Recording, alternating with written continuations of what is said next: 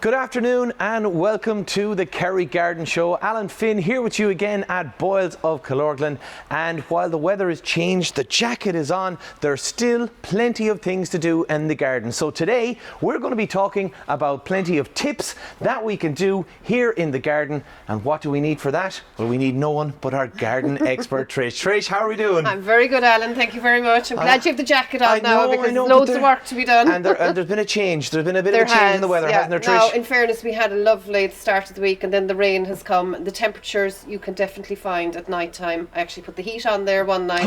I know. It's getting colder, so the plants need looking after as well as ourselves. They do. Now, we've got a couple of tips and stuff for the people, but we're going to focus, our main focus today is going to be on the veg, because a lot of people, of course, over the whole season have been following the show and they've been growing their plants and they've been looking after their flower beds, but now is an important time. It's harvest time. It's harvest time, and this is the most important and enjoyable time that you can actually have when you go out in the garden, because there's nothing as nice as going out in your own tomatoes or cucumbers or whatever it is and tasting it yourself. But it's just how to do it and how to look after it. We're kind of coming, as you say, towards the colder part. Now, what I'm really on about is the tomatoes. If you have your tomatoes in the greenhouse or if you have them outside, either or. Usually a tomato plant, then it actually has, the big long stem and there's loads of leaves and your fruit is in the middle of it. But this time of the year you need to remove the lower leaves. You're trying to let in as much light as possible. Okay, because obviously when the sun was out, those leaves were trying to absorb as much of the sun as possible. They were spreading out. But now they're becoming a little bit of a hindrance, would you say? They are, exactly. And that's it. So what you need to do now, so the leaves were there at the start because that brought the nutrition into the plant and brought on the tomatoes really good. So what you need to do now is remove the lower leaves of it to let as much light and sunlight, when we do get it, into the tomatoes as possible. And what phase would the tomatoes be at the moment now? Would they they'd be fabulous. They'd be red. They'll be red. Now, if you did plant your tomato plants that little bit later, they might be still on the green side. So if you think, we're not going to get enough sunlight, what you can do is you could take a bunch of them, hang them upside down and put them inside somewhere so that the heat of the inside will ripen them that bit quicker. But I guess what I was asking was, is there much growing left in them really? No, sorry. That's fine. It's still very relevant. There's not much growth in it. Like, they really should be at their full force now. You should be eating tomatoes every day out of it. That's great, So they should be fine. Now, the other thing to check, I suppose, on your tomatoes as well is that if there's big huge clumps of them together, there mightn't be enough air circulation getting into them, so you might have one or two in the middle of it going rotten. So make sure to check that, because if you leave that, it's just going to spread and all the rest of them will be rotten as well. So just pick out them. Don't throw it on the ground, Alan. Okay, right. No. We're going for the old compost bin? Into the compost bin. Good stuff. Yeah, into the compost bin. As long as anything is not diseased, it's the same of the leaves of tomatoes. If they've all got diseases on them, don't put them into your compost bin. So if they're gone rotten, that's just a natural process. Exactly. It is not a disease. No, so just to differentiate between the two. And that'd be fine just to throw it in. So that would be kind of your tomatoes. You should get another couple of weeks out of them, but the taste out of them, Alan, is next to none. Next to none. And what about anyone, we talked about it earlier in the season, those grow bags, those tomato grow bags. They were also a nice little project that people might have had for them as well too. Yeah, I like that now. If you didn't have the space, you mightn't have had the tunnels, or you mightn't have had the outdoor area, but you still wanted your tomatoes. The grow bags were great. They were about that length or whatever. They usually took about 3 tomatoes in the bags. Now, when it comes to the stage that all your tomatoes is gone and you've got this bag of compost and you're going, what will I do with it? You can actually reuse the compost in that as well. A lot of the nutrient would be gone out of it, but a good catch crop now to put into them tomato bags would be lettuces. Okay. Yeah. Right. So you can we can keep it going. sow your lettuce seed at the moment as well, or you can get lettuce plants. Yeah. And usually what you can do is that you could turn the bag upside down so that it's up like this. Okay. And that you have the top of it. Yes. And you could actually plant your little lettuce plants into that. Okay, so there's still nutrition left in the soil. There's still nutrition in that. Yeah. And again, if you weren't maybe sowing your lettuces or anything for the winter, throw that unused compost into your shrub beds. Okay. Put it around shrubs. It'll mulch it around. It'll give that little bit of extra nutrient. Like, don't just throw it away that it's no good in the corner. That's what some people might think, use it. It's the same like with your summer bedding plants, your pots or anything like that. Once you're taking them out, just put your compost into your shrub beds. Yeah, fork mix it them in all a little about. bit. Yeah, it'll all do the work. yeah. Good. Just try and get every last nutrient that you can out of it. Yeah, it's really. I mean, what we're really trying to do is to reuse everything at the moment. Do you know? There's no need. You can use your compost again. Your plastic. Then, if you were doing up winter hanging baskets, you could line the bottom of the basket with it. Put a few slits into it so it's not completely full. And you can reuse the plastic in that way as well. But getting back to our vegetables then as well, like if you've got cucumbers as well, they'll be very actively growing now this time of the year. So you want to make sure to harvest them when they're young. If you don't, and it's happened to me as well. The big marrows. Right? And the taste is completely gone. Different, it's totally different. Just to keep harvesting fairly quickly as well. And another thing then is your peas and your beans. They'll be nearly finished now. So this is just peak time for them now. Peak time for them now, and they'll be nearly finished. And again, people wonder, will I just pull up all the plant, throw it into the compost bin, or what will I do? So what I'd recommend is just cutting it at ground level and leaving the root of the peas or the beans in the ground. Okay. Now, why do I do that? It's because is it going to grow back? No, it's nitrogen fixing, meaning that it slowly releases nitrogen through the roots into the ground, and it's actually building nutrition into the ground as well. Brilliant. So there is still use, and the top part would then... The top part then goes into your compost bin. Brilliant. And like that, if you've got long stringy bits, just to cut them up a little bit and just then throw them in, or shred them if you've got a shredder, and just put them into the compost bin. How's our cabbage patch looking at the moment? The cabbage now as well, we would have got a good lot of heads of cabbage out of that. And again, once you cut a head of cabbage, you're thinking, is that it? Yeah. But it's not. Okay, and that's what I was thinking, yeah. So what you do then is you have your stump and you cut it nearly down to ground level, say about an inch up from the ground. And what you do then is you make an X in it. Okay, just with a kind of a knife or something sharp. Something sharp. Make an X in it, and out of that X then you'll actually get leaves of cabbages. Right, okay. You won't ever get the head again. The full but head. But you'll get lovely little fresh leaves, and they'll be fabulous. Just bring them up and cook them like you would normally. And how quickly would they come up? They'll come up within 2 weeks. Oh, wow. Yeah, they'll come up within 2 weeks, and they'll be lovely, and they'll be lovely and fresh, and they'll be nice and tender then as well. So that's the main thing. I think people might have the fall into the habit of just thinking, well, that's it, it's spent, it's done. Pull it up, gone. I'll get rid of it, and then, let's clear the path for something else. Yeah, you can still go. And rhubarb would have been another popular one? Yes. Now, there was a few people in last week, and they're saying their rhubarb didn't perform very well this year, and they were wondering what was the problem. Not enough tarts were able to be made this year. No, and they were giving out.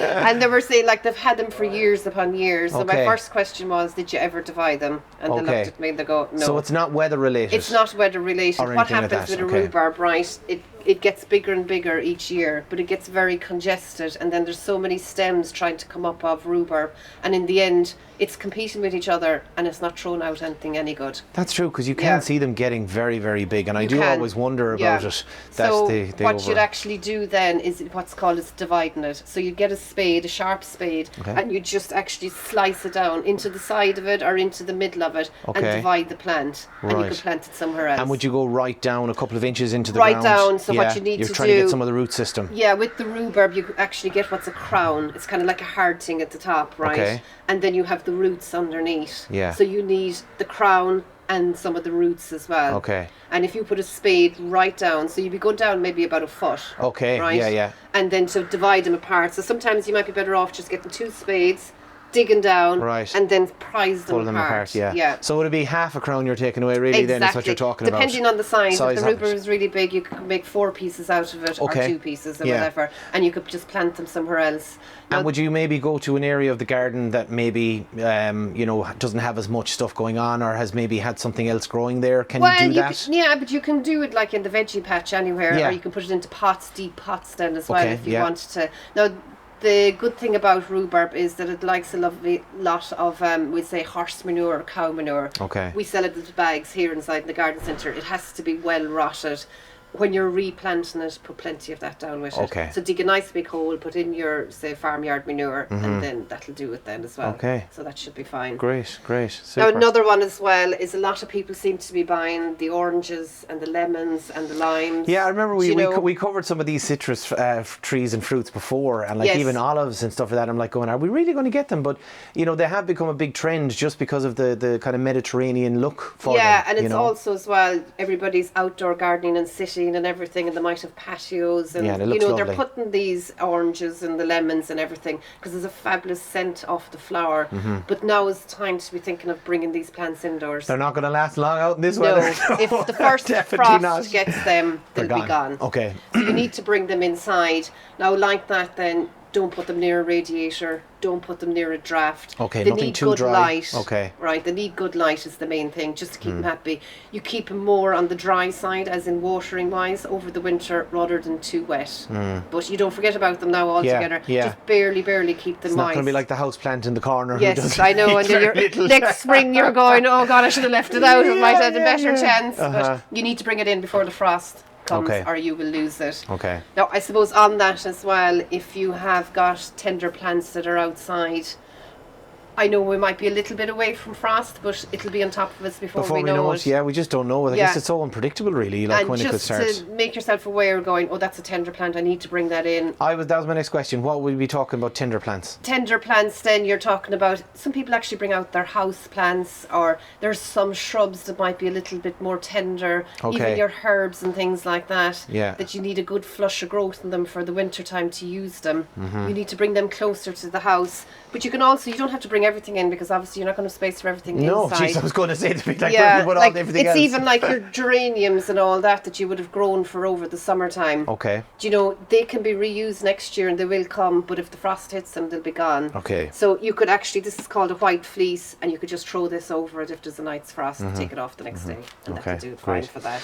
Now, one thing we didn't mention was the apples, Yes. the apple trees. Yeah. Because there'll be a lot of people out there now who would have the apple trees, and they'd be looking. We mentioned the rhubarb tart. We Yes. have to mention the apple The tart. apple tart as well is very important. So a lot of people would kind of wondering, like, when do you know when's the right time to pick them? We're Yeah. not going to wait until they hit the ground. Oh no, That's because nearly if they too hit late. the ground, then they're bruised. and if you're storing them, a bruised apple is a big no-no for storage. it'll ferment and it'll just spread like and mad. it'll spread like mad, it'll rot everything. So basically you go out to your apple tree with the cup of your hand, you just put the apple into it, and if it comes away easily, the apple is ready for pulling. Okay. Right. So, I mean, obviously you're not going to go around to every apple now on the tree, but a general 1 or 2 apples on the tree will determine how they're all ready. Okay. Now, if you're storing, it depends on the variety that you have.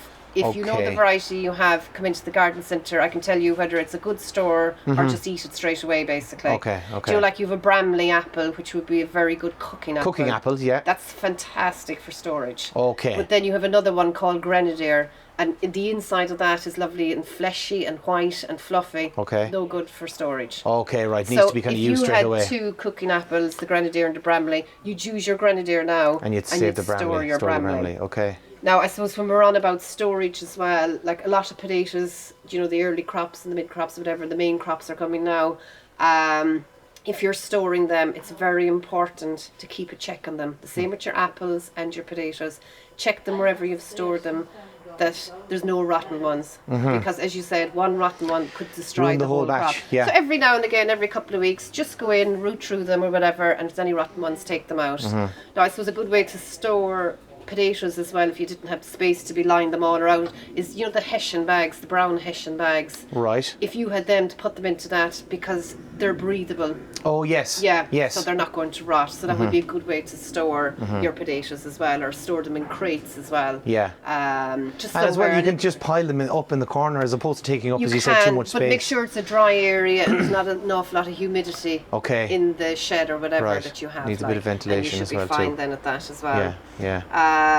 So I suppose, like, the main thing then with your veggies is that all the crops are coming in now. Yeah. Your lettuces are in full force, your rockets, your radishes, your cucumbers.